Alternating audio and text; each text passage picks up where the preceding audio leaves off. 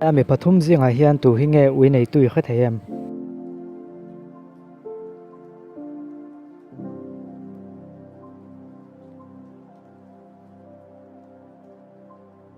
en wangwang la alai thu khi a thut na zona khian a ui thun na hui a oma I mu theim chu wangin kepa khi ui nei tu zok chu ni thi kana kha thei ni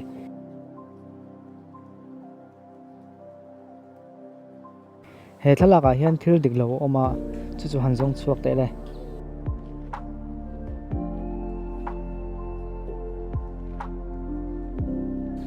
uluk de wen chuan zo te bo na zon chung sia do kan ke khi akim lo ni a lo chu ading lo lai ani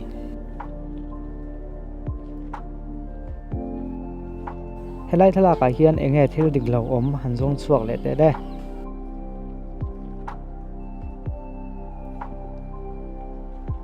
helai thalaka dik lo chu mei chanu sam pi na a chem dan zong khi dik lo ani anung lama a chem tu ania malama on dei ani le helai hian le khabu engza ni mu thei hanjong te le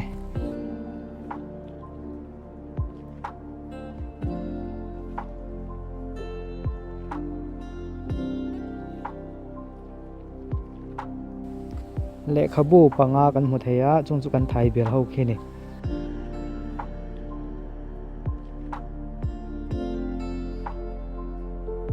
ta hian khoina wa khi nge tui tam berang le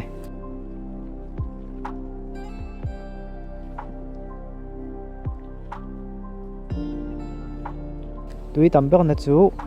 number 4 na khi ni ya a chunga oma tet po le tui tam ti na ni tui chim chin ain ang vek box ya chu wang chuan a chunga om kha te chuan tui kha atam te na ni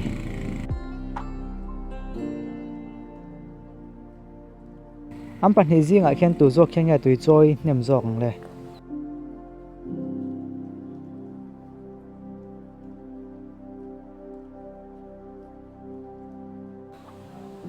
ole tui choi nem zok chu anu mi zok khinia a chan chu amha so zok mi khi chu a tui bucket le lam khia pop tlat emwem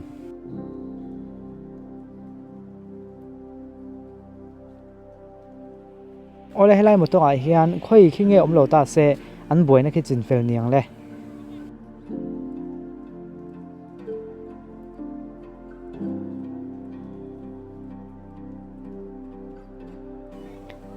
car number 3 na khi lo ta se a fel ane mai ole to bek a chuan helai hin ram huai man zong te le